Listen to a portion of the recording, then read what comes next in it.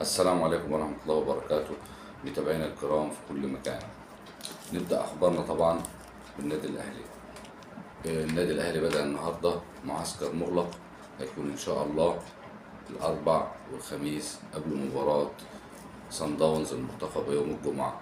كل التوفيق، بتمنى كل التوفيق من قلبي للنادي الأهلي بطل أفريقيا، وده هيكون إنجاز في حالة صعود النادي الأهلي المباراة النهائية. هيكون ده إنجاز تاريخي محدش عمله قبل كده في أي قارة.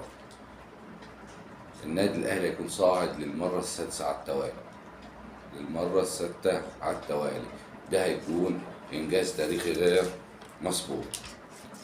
الشحات خارج الأهلي، حسين الشحات خارج النادي الأهلي. إشاعة بتتردد كتير، طبعا ده كلام عاري من الصحة. إن الشحات خارج النادي الأهلي كلام عاري من الصحة. بيقولوا جابوا مكانه بن شرقي ومرجعين أحمد عبد القادر وإمام بيلعب شمال، ده ملوش مكان. لا، حسين الشحات قاعد في الأهلي.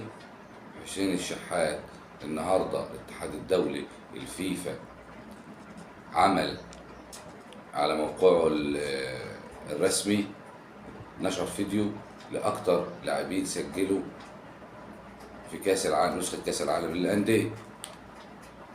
هما اتنين، حسين الشحات وكريم بنزيما. لاعب بقيمة حسين الشحات اللي عمل تاريخ في العين الإمارات وعمل تاريخ في النادي الأهلي، واللي ضحى بفلوس كتير عشان يجي النادي الأهلي، استحالة النادي الأهلي هيسيبه. حسين الشحات من أحد الركائز القوية في النادي الأهلي، ولاعب مؤثر، لاعب إضافة لأي مكان، لاعب ملوش بديل، فاستحالة النادي الأهلي يسيبه. ده كله إشاعات، كل ده إشاعات سوشيال ميديا وإعلام. النادي الأهلي جدد لإمام عاشور حتى 2030. النادي الأهلي مدد عقد إمام عاشور حتى 2030.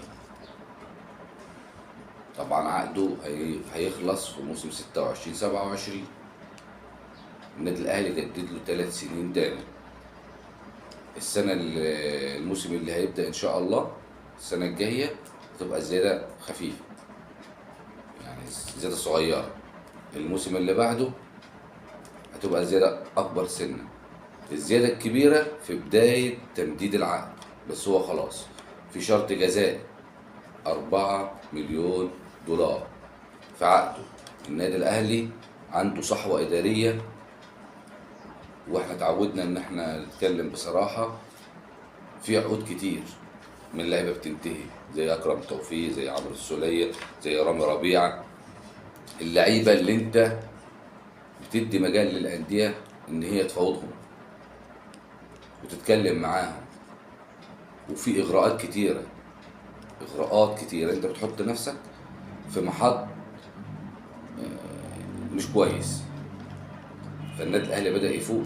كابتن محمد رمضان ومحمد شوقي مددوا عقد إمام عاشور حتى 2030. هتبقى إضافة قوية، ولازم لازم لازم لازم لازم الصحوة الإدارية دي والمقترح اللي قدمه إن شاء الله الكابتن محمد رمضان للخطيب، إن هو اللعيب المتألق، اللعيب اللي في مستواه دايم، إحنا كمجلس إدارة أو كقطاع كورة إحنا بنمدد له عقده من بدري. مش هنسيب سنة، مش هنسيب 6 شهور، لا مش هنسيب الكلام ده. وإن شاء الله النادي الأهلي هيجدد لعمرو السولية، إن شاء الله النادي الأهلي هيجدد لرامي ربيعة، هيجدد لكل لعيبته بإذن الله. في حاجة تاني، النادي الأهلي إن شاء الله بنهاية الموسم ده هيبقى مصطفى العش خلاص إعارته انتهت. لا، إن شاء الله النادي الأهلي ناوي يفعل بند الشراء، بند الشراء بعد المستويات أو المستوى الرائع اللي قدمه مصطفى العش في مباراة صن داونز الأخيرة، وقبلها الهلال السوداني. مصطفى العش لاعب صغير جاي اعاره للنادي الاهلي 6 شهور، هيتفعل بند الشراء، هيبقى معانا. مارسيل كولر المدير الفني مرتكز عليه شمال بعد اصابه كريم الدبيس واصابه يحيى عطيه الله وعدم جاهزيه علي معلول، فمفيش حل غير مصطفى العش.